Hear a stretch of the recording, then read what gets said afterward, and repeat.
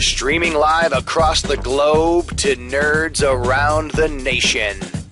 Everything Noob starts now. Hello, welcome to the Everything Noob podcast. I am Vortak, joined today by Mr. Drew.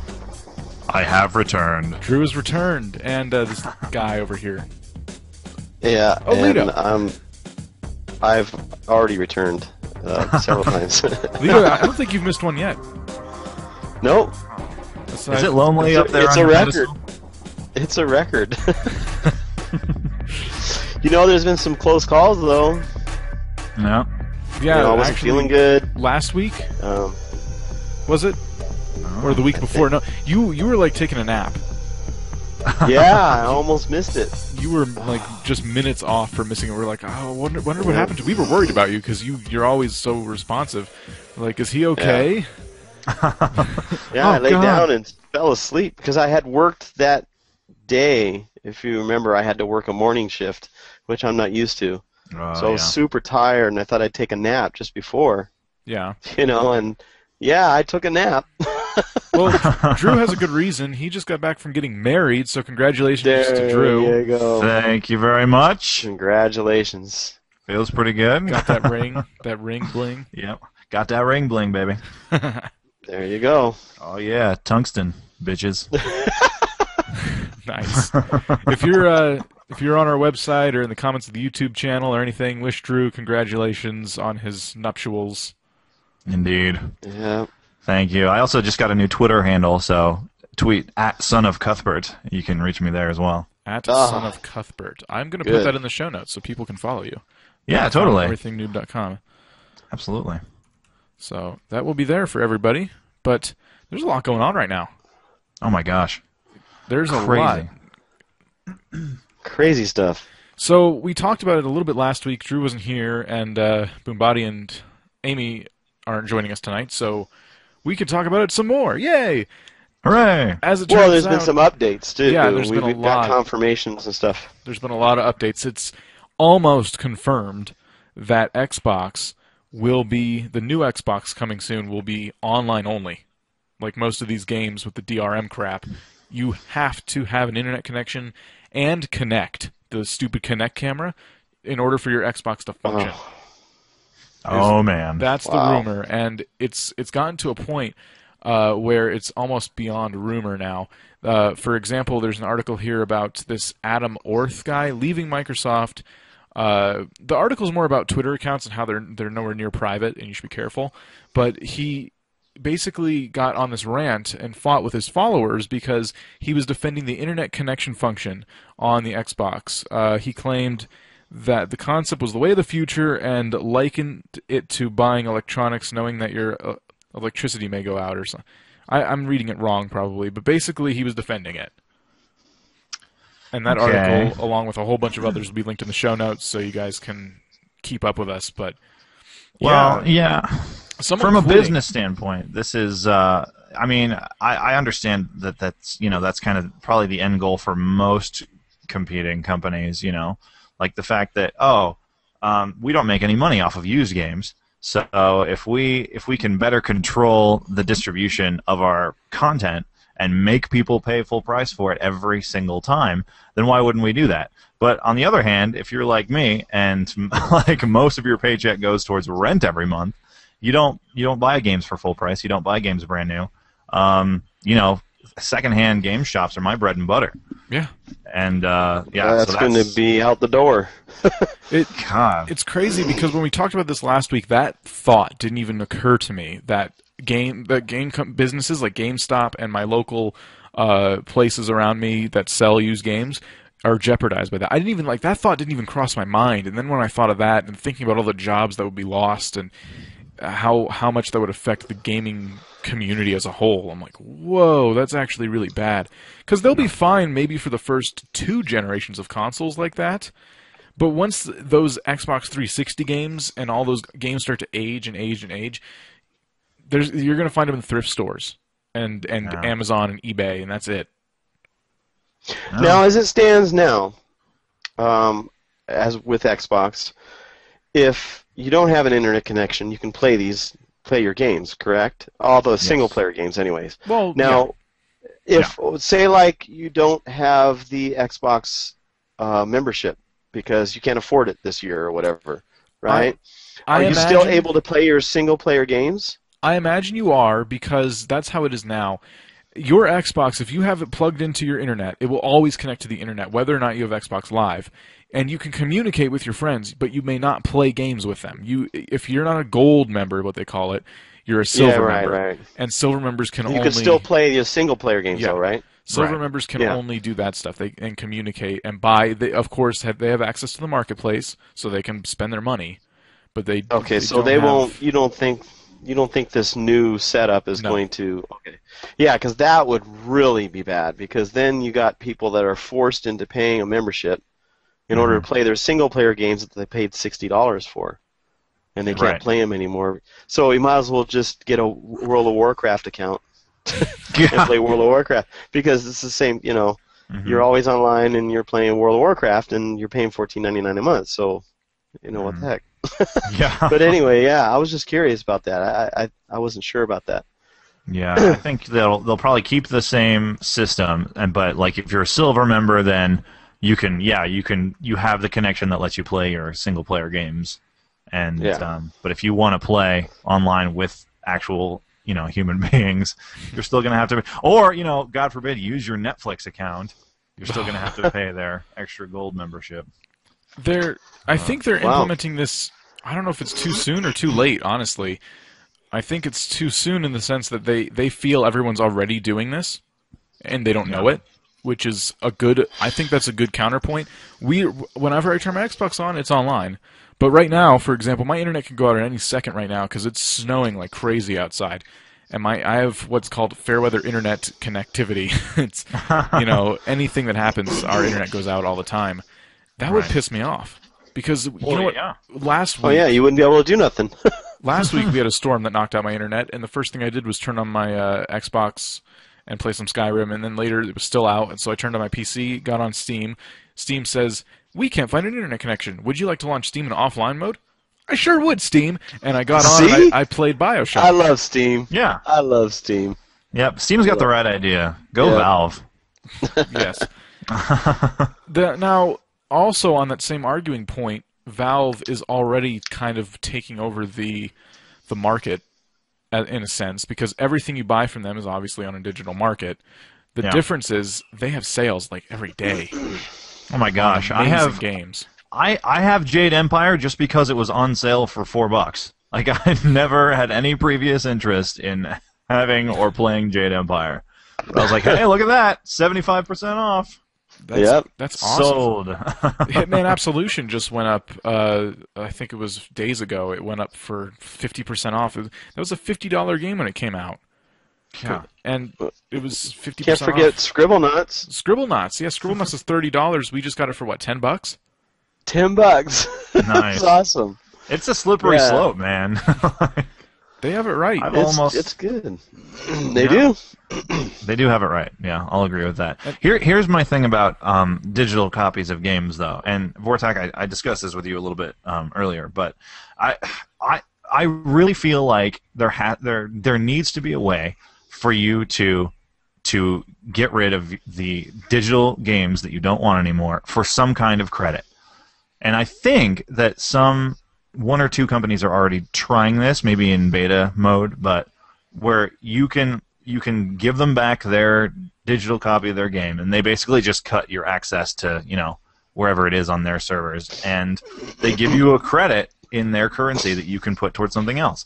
And if we're gonna bankrupt all the game stores, then I should be able to do the same thing from the privacy of my own home. Yeah, absolutely. Yeah, and I think I think in my mind the only way that works, unfortunately, the easiest way that works, I should say, not the only way, but the easiest way that works is to have the internet connection. So now what they're saying is you don't own anything. You never owned those games. You just own the right to play them. And that's always bothered me. It's because when I buy a shirt, is Walmart going to come to me and say, well, that's our shirt still. We're just giving you the right to wear it and keep it in your drawer and wash it and take care of it. You just bought the rights to it. And if you rip it in half, you can still throw it away, and a homeless man can take it and sew it together and make a hat. we don't really. He doesn't own that hat. You don't own the shirt. It's just a shirt that we happen to lend to you forever. That's the stupidest thing I've ever heard. Like my Assassin's Creed game, I technically don't own that. So if I snap the disc, I'm not penalized. No one cares if I snap my Assassin's Creed disc.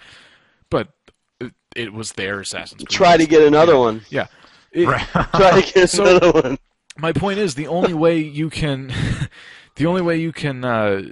do that, an online digital used game trading network, is if they actually do own the game. So you just all they do, it's let's say, imagine a big old Nintendo 64 with 100 million slots in it, and each slot represents how many, you get one slot per every game you own. So they stick the game in there for you. There's a guy in a room, he's all sweaty, and he sticks the game in there for you. And when you sell it back to them, they pull it out, so you can't play it anymore. That's eventually the way I'm envisioning it. And to me, that seems like the easiest way it would work. I know. Well, they should have the option for you to pay a little bit more and have a guy who's not so sweaty do it. Yeah, because that way, I feel like that would be, that would be a value to some people. I think that you could very easily just use like the technology behind internet viruses to delete stuff off your computer. You use that same kind of theory to send in a thing that wipes your hard drive of the game. Since it's stored, if you're on an Xbox, you're not on a PC. Therefore, you can store the game on your hard drive. You can't take it off. It's encoded to that specific brand and model of hard drive. So there's no way for you to protect that game. So all they need to do, if you want to be able to play the game offline, it needs to download to your hard drive.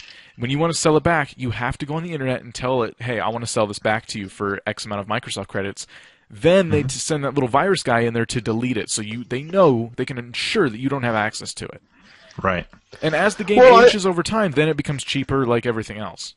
Yeah. Well, Steam, I guess Steam doesn't work that way, though, because you can actually install Steam on another computer and install a game that you have previously installed on another game. Well, in actuality, I think it should be allowed anyway, as long as you're in your Steam account, so it's linked to your Steam account. But even if it was just an instant, like as soon as you start the game, it accesses the internet just for an instance, just for a handshake, just to verify, the handshake to verify, and then it disconnects, and then now you're free to play because they've already authorized it. That still indicates that you need an internet connection. My argument is, if you have to do that, you still can't play your game without an internet connection. Or the actual, like for Steam, you've got a client. And once you install a game, it says the client has the information that you need in order to play that game already installed in the client. So in order for you to play the game, say, on another computer, it's going to say, well, this isn't the same client, so you can't play the game on this computer. You have to play it on that computer. So that keeps you from having the... But then again, now you're limited on how many computers you can play a game on. Yeah. So I just feel like regardless, it should be one-time authentication. And that's why I really don't feel like there was anything wrong with the 16-digit CD keys. What is the problem? EA loves those because they're all these generators. They got these key generators, and what they do is that because I guess the key is just. It's not really encrypted. It's a mash of numbers that is generated based on an algorithm, and somebody figured it out and is able to generate these keys because of this algorithm. You can just keep generating keys over and over again, and then you just put the key in and you got it. I know, and I should have remembered that because the first version of Halo I ever played, like way back in high school when they first released it on the PC, it was a cracked copy of Halo, and I had a buddy at school who would just give me the disc and a CD key that was handwritten, and then if that one didn't work, he would give me another one the next day. Well, Windows, back in the day, Windows, the actual license key was binary. So all you'd have to do is, and then you'd learn that certain parts of the key were, one was the year that it was made, one was the month, and then all you needed to do was input a random couple numbers and letters, as long as it's not binary. Why am I saying binary? Hexadecimal or whatever with the letters. Yeah. with letters. So you couldn't go over F because F is the limit of the hexadecimal thing, whatever. So you could just generate your own key and be able to install Windows on your computer. So Windows got smart and said, okay, well, we're going to make it all letters. Or they actually, some of them have letters and numbers, but the letters are like, you can get a Z in there, you can get a D. I mean, it's like, so whatever it might be, base 26 or something. It's mathematics. But yeah, so I don't know. Halo is a good point Drew brought up, and that reminded me of something. The fact that the only thing that Xbox, for example, has going for it is exclusivity on certain things. So Halo's a great example because Halo 1 was out for all, PC and Xbox, and everyone was happy. Halo 2 came out for PC much later, but it sucked, I guess. Ever since, there's been no Halos on the PC because Xbox... Who does this? I think, Xbox gives the company a bag of money and says, please give us exclusive rights. We only want Halo on our console because we can sell more consoles that way. And that's why I bought my original Xbox. I mean, I'll give them that. The thing is, though, if they keep alienating everyone like they are and pushing for these stupid online-only BS things, those companies are going to be a lot less apt to take that bag of money. They're going to be like, ooh, we can make a lot more money on, selling to Steam, and the players are happy with us too. And in turn, they're going to boycott you guys. Yeah. If you do this. So. Well, I'm just wondering if some of these companies are actually losing money because of pirating. Because you think about it, those people that pirate those games, they never had any intention to buy it anyway, right? Yeah. In some cases. So if they stop it and they stop the piracy, are those people going to in turn go around and go, okay, well, I can't pirate it, so I'll just buy it? I don't think so. No. I think they'll just not play it. They'll find a new game. Right. They just won't play it, so they're going to get the same amount of sales. Mm-hmm. I don't see the difference. Or less, but it doesn't matter.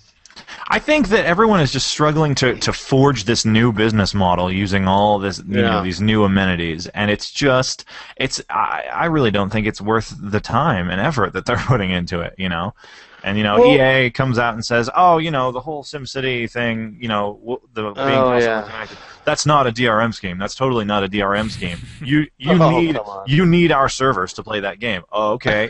3 days later, someone hacks it to play it offline, and it actually works better because it's not bogged down by all the traffic. Yeah. So it's just like, well, guys, look at Minecraft. Okay, here's a great example. That game has been pirated more than any game I know of, and you can anybody can do it even today. It hasn't stopped. There's nothing to stop you from pirating Minecraft, but yet they just hit 10 million sales of Minecraft. So it's like it's not hurting them at all that free games are out there. It's not at all. And so no, I'd say in some respects that's even a good marketing strategy. If you can get your product out to as many people as possible, then what's to stop most of those people from paying for it? That's what Notch said. He said, you know what? If people want to pirate my game, that sucks, but it's okay because they're enjoying it, and I have the good faith that if they enjoy it long enough, they'll want to pay for it.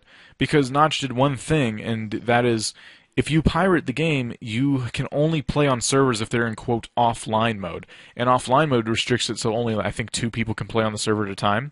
So if you want to play with a whole bunch of people, you need a full-blown copy, because I run a server, and our server is not set up for pirators, like for people who are in offline mode. So those people will eventually have to anyway, but even so, if Notch is that gracious, maybe it's just a 12-year-old kid. His parents don't pay him any attention. Like, no, I'm not buying you a stupid online game. Do your homework.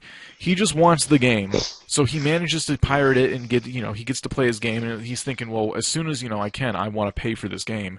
He'll grow up, and because it gets crazy after, I would imagine, after a while. When Minecraft updates and you can't update it. And then you have to go and search for the pirate version of the new version of the game. So it gets to a point where I'm just going to buy it, and it's not that expensive. Well, it's $25. $25. The best now. $25 you'll ever spend if you're a gamer. Oh yeah, it's a game that's endless.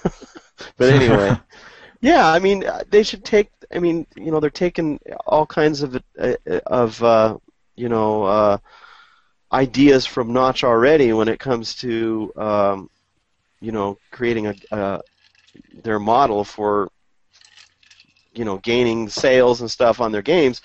If they're doing that, why don't they take his advice also to just not worry about the pirators and just continue to make an awesome game and sell it? Oh man, unfortunately I think that everyone just looks at their bottom line in terms of money, and so then they put in all this effort to stop piracy. Piracy is not a victimless crime. Piracy hurts the economy. Well, okay, show your profits from this game or that game for the past year, and then are you really are you going bankrupt over this? Like, seriously? I don't know. I think everyone's just a bunch of drama queens.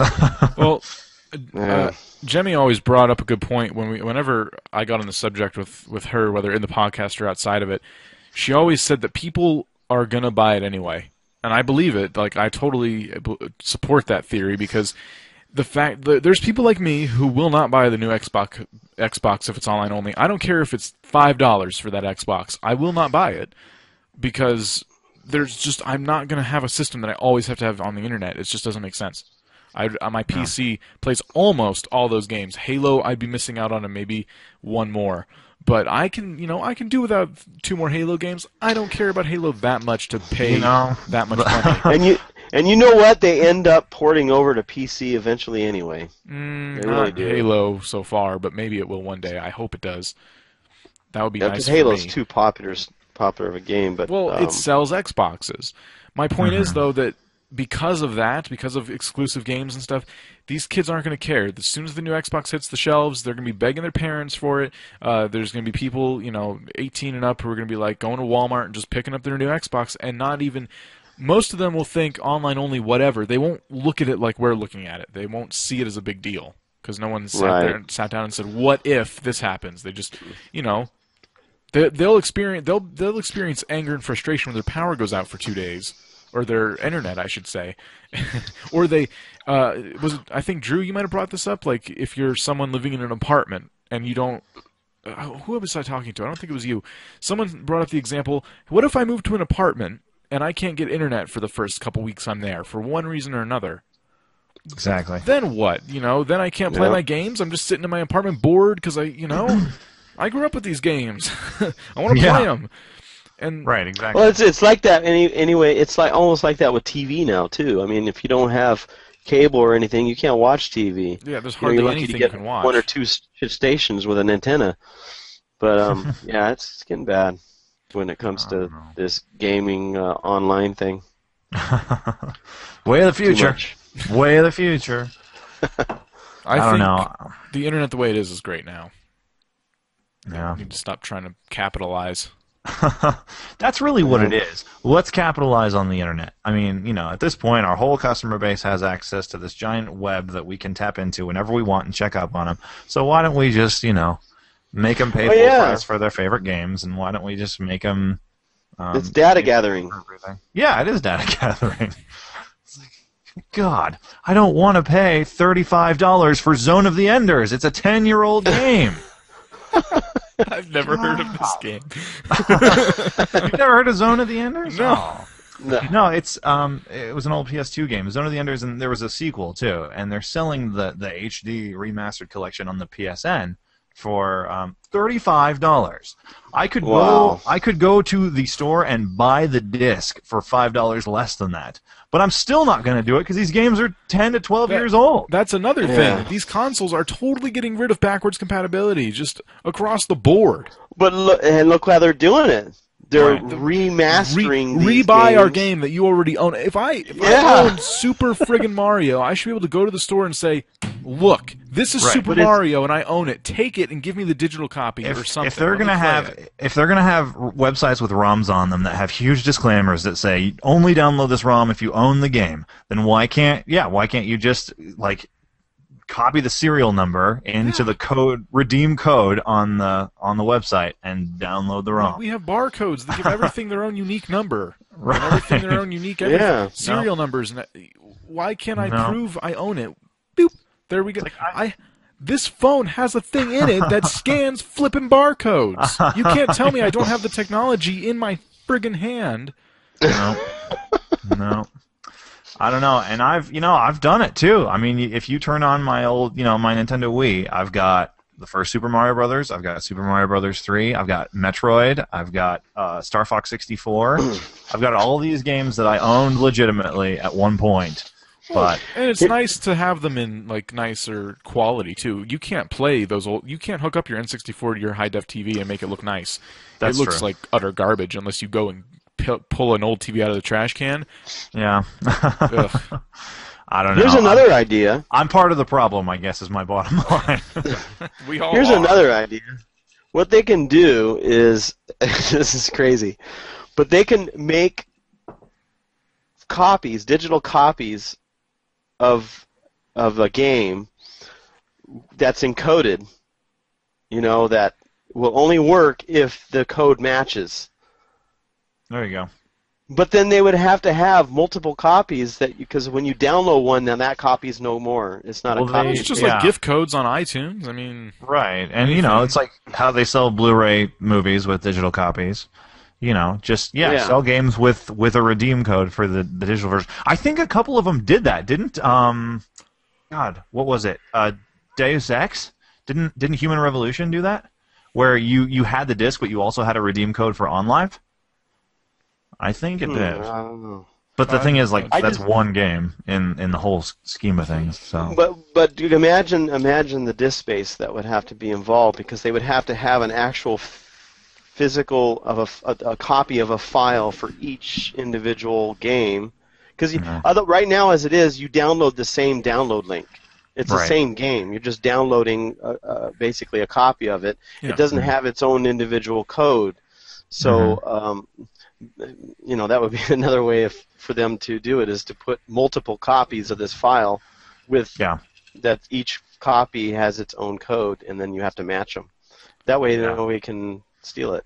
Well, maybe EA can donate some of their all too important server space from SimCity. aren't they renting copy. servers from Amazon, EA, like for SimCity? That's what I heard. They got so desperate that they had to rent their servers from Amazon.com, and to expand on SimCity servers. Oh my god! I mean, we talked about that disaster a few times on the show. And that just goes to show that's the first thing that we're going to have trouble with. It's logging onto servers because you have to be online to play this game. Yep. Even if you want to play it all by yourself. It's already started to happen with all the big hitters, with SimCity through EA and with Diablo 3 through Blizzard, and it's just going to keep happening. People can swear up and down that it's not going to happen all they want, but that didn't work out so well for EA, did it? Look at games like Torchlight though and other indie games. They're not screwing with people. They're like, look, this game, we're going to offer this to you for cheaper than Diablo. We think it's better. Tell us what you think. And none of this DRM crap associated. Just download our game for $10 and tell us what you think. It's so much better than Diablo 3. Holy crap. It's awesome. Like, it doesn't even compare. It doesn't even stack up a little bit, in my opinion. And, but I'm kind of an advocate for the indie community now because of how much it's just like music artists.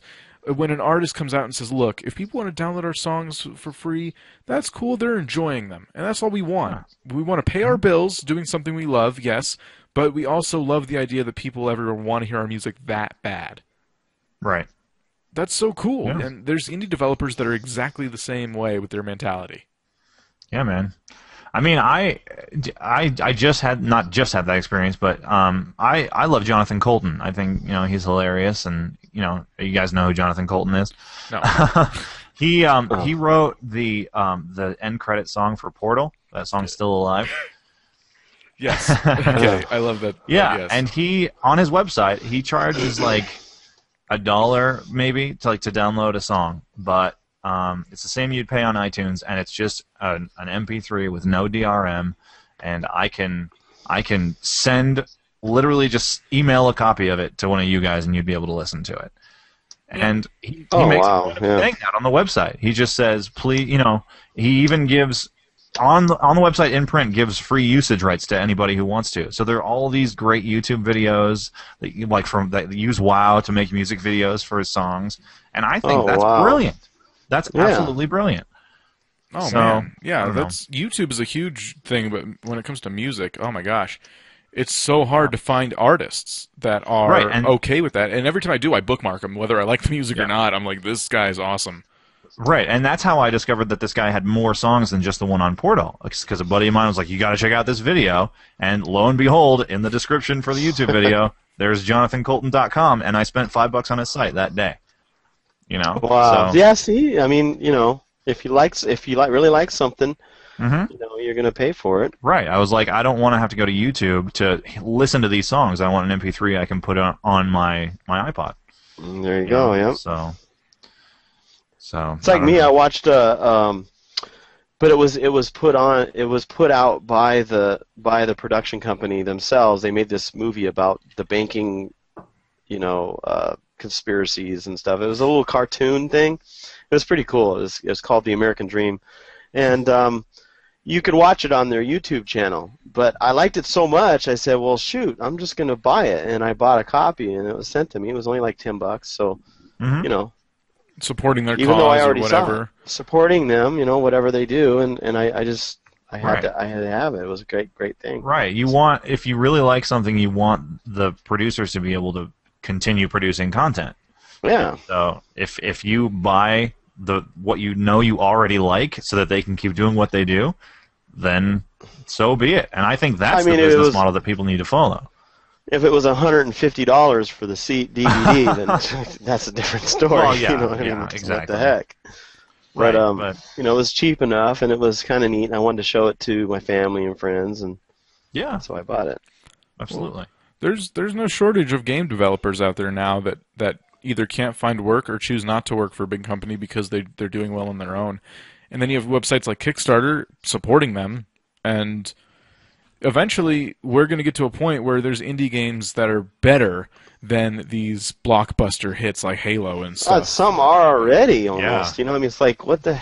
Torchlight 2 is really an awesome game, and I think it's better than Diablo. But there are other games as well that are all just, you know... isn't Don't Starve an indie game? Yeah, oh yeah. That's a great game. I mean... No, you know, Don't Starve Limbo. is awesome, and yeah, like it's very cheap, like $10 to $15 or something, and they're always updating it. They're always adding to it. And the thing about these games too is a lot of them start out free or a couple dollars, and then as the game develops from the alpha stage to the beta stage, they increase the price. So they give all the people a chance. Like, hey, you know, you can get this game for almost free right now, but we're gonna keep growing on it. And here's what, and they even tell you their plan. They don't hold back at all. They just say, here's everything we plan on doing. And here's how fast we plan on doing it. Buy it now, otherwise we're gonna, you know, we have to raise the price. We need to support ourselves. We need to. Yeah, Prison Architect did that.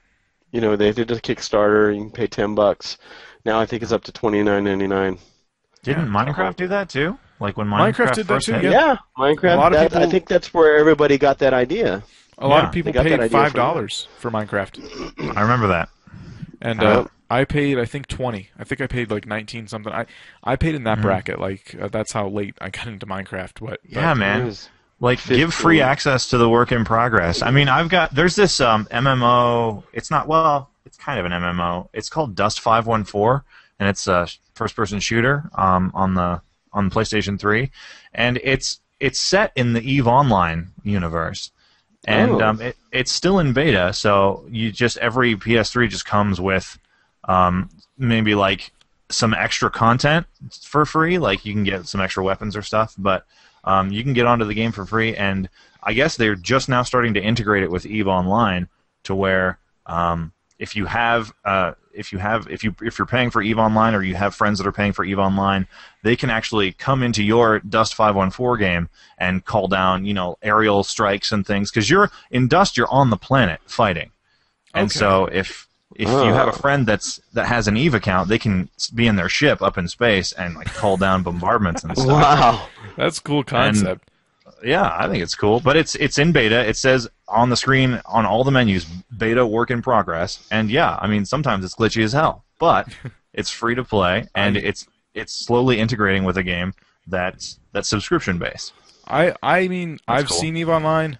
That game sounds cool, but I hate EVE Online. I think that's like using MS-DOS, but with a video game and pictures of space. It's just so boring. Oh my god. I'll be honest. I've never picked it up. I've never picked it up because I heard that it was just way.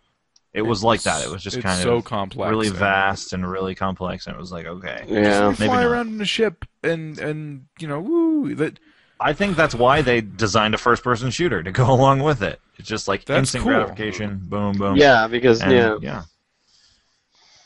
yeah, you want to be able yeah. to get out of your ship once in a while. Right. Yep, exactly. If So, I'm playing a game that has Uh-huh. spaceships in it, I want to fly the spaceships. That's always been my complaint about these games. Like even FTL, it's this indie game where you're in a spaceship. It's like 2D, and you're overlooking the top of it, and you have a little crew that you command. You know, Oh, yeah. okay, cool enough. I'm in a spaceship, and I can't control it, and that drives me nuts. If I'm doing Exactly. space battles, I want to be like flying around, woo, and then Right. actually controlling the gun like first person. That's the kind of space. There's not enough of those out there. It's just like watching the ship go and just clicking things on menus. Yeah. What menus? Yeah, that sucks. God, space. Lame. Space game. You know what space game was great? Homeworld. Never played that. Oh man, yeah, it's an older one, but it was a real-time strategy, and you could, you could command everything from one ship to tons of ships, and you could go into first-person mode on an individual ship and fly around or whatever. It was I like great. Battlefront. PlanetSide 2 also, you have the ability to fly ships and stuff. I don't think it's that in depth, or you got full control of the board or whatever, but you're able Right. to fly around and shoot stuff. There's some of them, yeah. Like I just remember Battlefront going and playing like, you're playing with your friends, but you're on a space station. You're playing as one of the clone troopers or whatever. I think you can play as Jedi, but I don't quite remember it that well. And then I you think can you can run into a ship and fly it out of the base where everyone's shooting each other and go and fly and fight spaceships. So cool! Like that's now Yeah, Battlefront. I know. People are just too lazy to design games like that.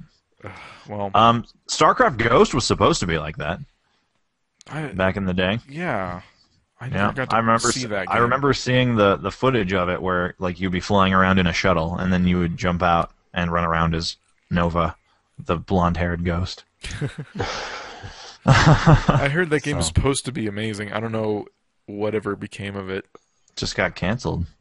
So they never released it. Mm-mm. Okay. No, and it still bugs me that somewhere there's like a Blizzard developer who has like a beta build of it on his computer that he can play whenever he wants. Oh, I know, it sucks, doesn't it? I doubt they are though. I mean, Oh, I'm sure they Well, are. there was a guy that was actually modding StarCraft to make it into like a World of Warcraft type thing. Mhm. And for a second there, he kind of got in trouble a little bit. Blizzard was getting down on him, and then now I don't know about now, but I mean they started to embrace it a little bit more because he was using everything that Blizzard gives you. He was using Right. their editors and all their program to make this mod, and then they were trying to, kick him out for that. maybe or- it's like, no, we're making know. World of StarCraft. Get out of here. Yeah. yeah. Maybe that's it. Yeah, behind closed doors. You know how Blizzard is. If they did it It right, was just too good, It was just Yeah. like, no way. if they did it So- right, I would probably play World of StarCraft. But I have a feeling I would. World of StarCraft would be exactly the same as World of Warcraft, but in space. If they did it right though, and you could fly around in ships and do all this, that would be a game. That would be cool. Yeah. But I think at least early attempts of it would just kind of be WoW with a different skin on it. I think I thought I heard something about them doing something similar to that recently. I hope they do, but it's got to be it's got to be unique. Yeah, it's it's got gotta to be good. something new. I don't know. well, do you guys want to get into tonight's Mad Lib? Let's do it. Let's do it. Let's start with Drew, and then Lito, back and forth. It's not a very long one. We need a verb. Faint. Faint. And then an adjective. Slimy. Slimy. A plural noun. Faces. Faces. Adjective. Adjective. How about blue? Blue. Just give it a color. A verb ending in ing. Chewing. Chewing. Another verb. How about crouch? Crouch. A number. 70. 70. Thank you for not saying something ridiculous. An adjective.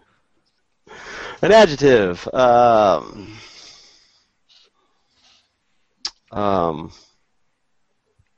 Is not an adjective. How about Neither is how about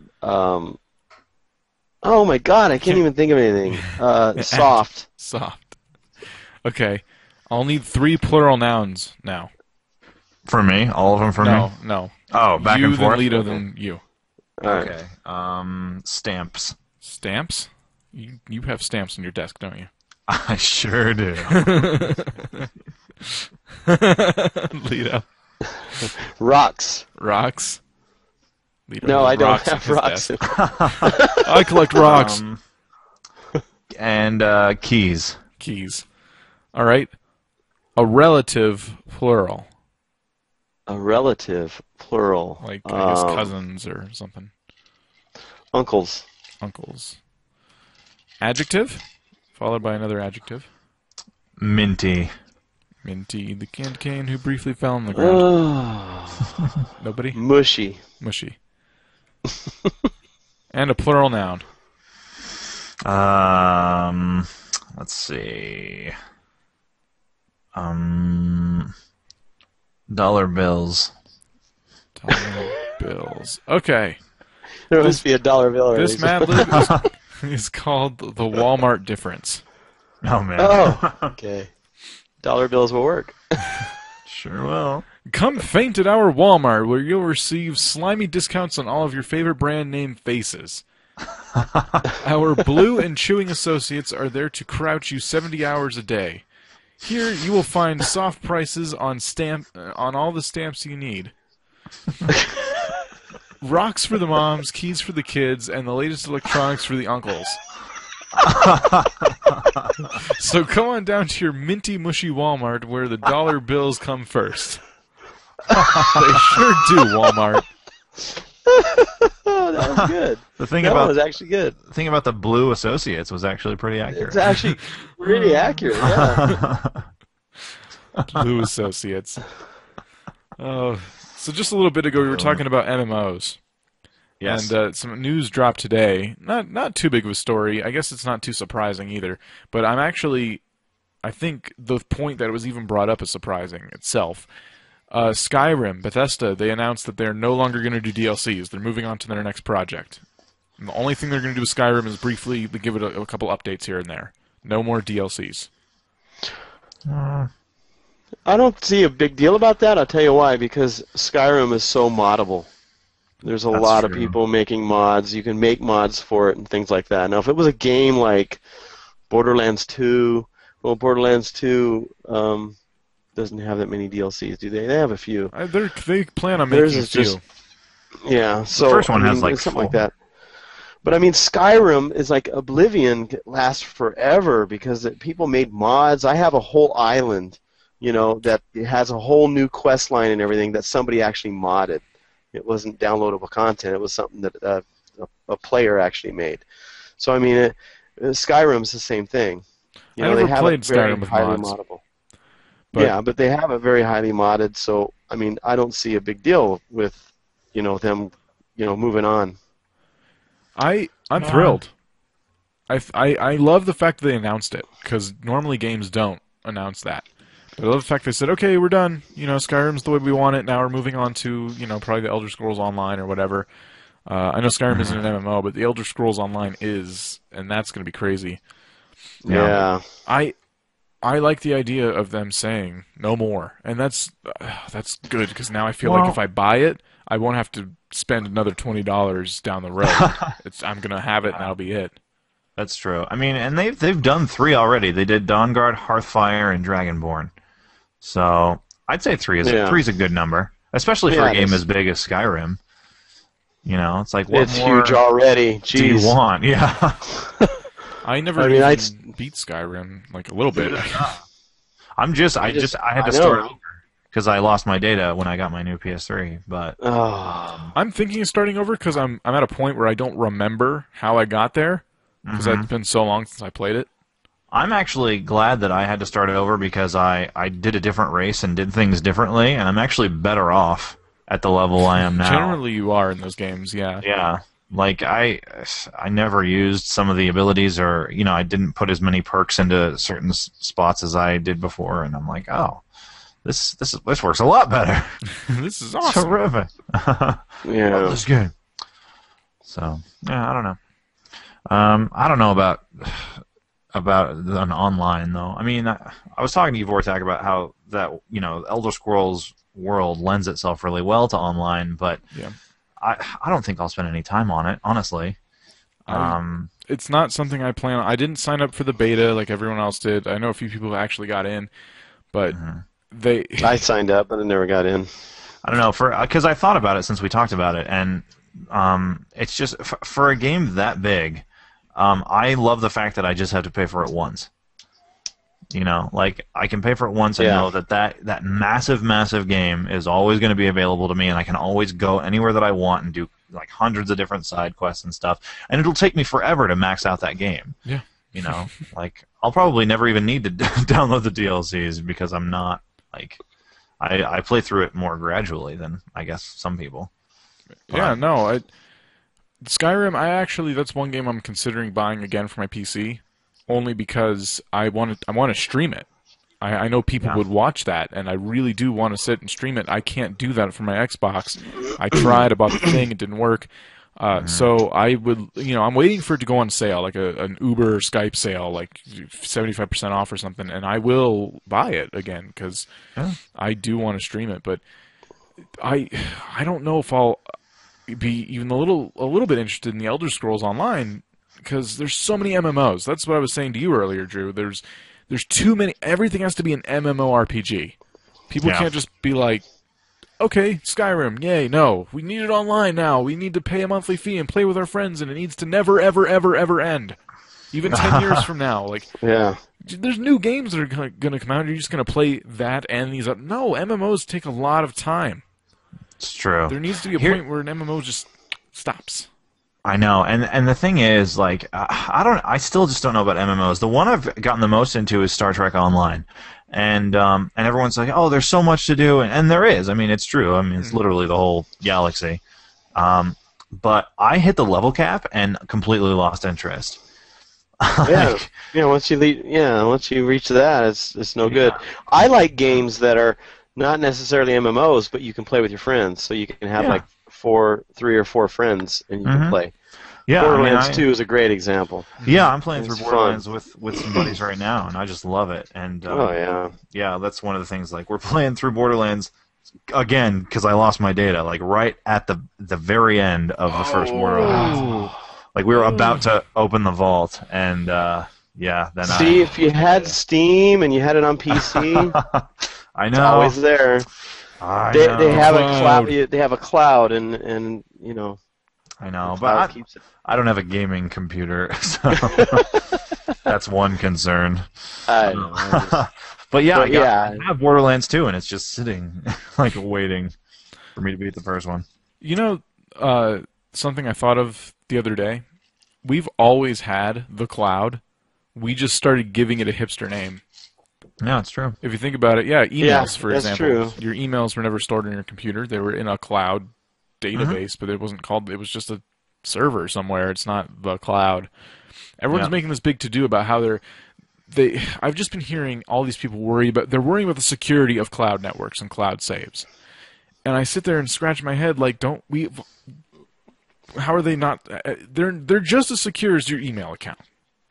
Right.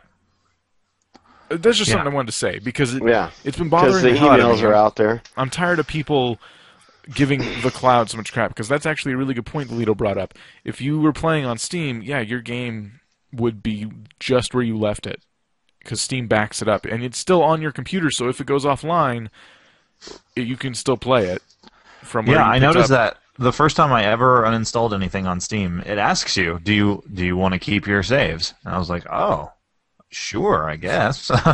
Yeah, just game saves. Now, there's some games that don't have the cloud functionality. Yeah. But they're usually the older games. But all your new games, the cloud features there. It's pretty cool. I love it. That's one aspect of it I love that I know an online-only Xbox wouldn't do. And I know it works. I'll tell you why. Because I uninstalled a game, right? I forgot what game it was. Remember, I got a new hard drive? Yeah. And I took everything off of my regular hard drive and moved it to that hard drive. Well, I uninstalled it, not realizing I can actually, Steam will allow you to move stuff to another hard drive without actually uninstalling. But I installed this game. When I reinstalled the game, okay, it included all my saves on that hard drive that it downloaded from the cloud. I'm going, Nice. Whoa, that's awesome. You know, because it was completely uninstalled. You know. And you don't have to pay anything, or you don't have to, you don't have to pay for a Steam Plus membership to get your saves auto-uploaded. I'm surprised they haven't done that yet. Yeah. Everything else has. I remember when Curse.com, when the Curse client for your World of Warcraft mods, it was completely free, 100%. There was no premium or anything. Now they got premium, and now they've limited you on certain things that you can do on it. No. Anyway. No, I know that an Xbox wouldn't have the same features Steam, for example, like we talked about before. Steam gives you a hard drive save and a cloud save, and as soon as you connect back to the internet, it just like iTunes, it updates your cloud. And we can't do that with an online-only console. It's pretty quick, too, because it doesn't... I don't think you want to make a backup of your game on Steam, you can do that. But the cloud, I think, is the feature just for saves and configuration settings and things like that. So it's real quick. It doesn't interfere with anything. It just right as soon as you start Steam, it syncs with the cloud. Boom, boom, boom, boom, boom, boom. You're done.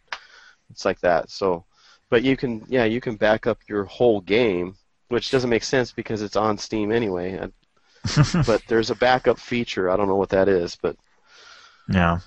Your settings, that's your good. game save, your everything. all that stuff. Well, we're about ready to wrap it up, though. Oh, nice. Indeed. Sweet. So, yeah, let us know what you think, though, guys. You can write us at just visit everythingnoob.com, hit write us. Tell us, would you buy, for example, an Xbox that only could go on, you can only use it if you had a Kinect camera and the internet. And that's the only things you can use it all you want, but you need those two things. And are they going to be douches and include like the basic Kinect camera, but then if you want the full experience, you have to buy the 2 extra cameras? Yeah, I know. Is it going to be the colored gloves and the glasses and the jumpsuit with the little ping pong balls on it? That's PlayStation. PlayStation has the camera and the remote with the stupid things on it. Yeah. And then, oh god, the Kinect sucks. Got it green screen your whole house. Right. I just don't know. Don't know if that would be a smart investment on my end. That's funny. But, yeah, let us know. Definitely write us. Tell us what you think of the show. As always, you can write us about anything you want. Mm-hmm. So I've got a blog post coming up on Wednesday. Drew has a blog post on Wednesday. Shameless plug. It's yeah. We got blogs coming up a lot more starting this week, I believe. We're all going to be blogging a lot more, so be sure you're checking out everythingnoob.com. Get yourself caught up. Yeah. Before you get bombarded with content. So much content. All right. Thank you all for listening to the Everything Noob podcast. We'll see you next week. Bye. Goodbye. Later. Thank you for listening to this installment of the Everything Noob podcast. Don't miss a live recording of our podcast on twitch.tv/enoobs, recorded every Monday night at 10 p.m. Eastern Time. For information on everything you heard in tonight's show, visit everythingnoob.com and check out the show notes. There you will also find all of our past episodes, host bios, our Twitter feed, and a place to even ask us questions, which we may answer during the show. See you next week, and happy gaming.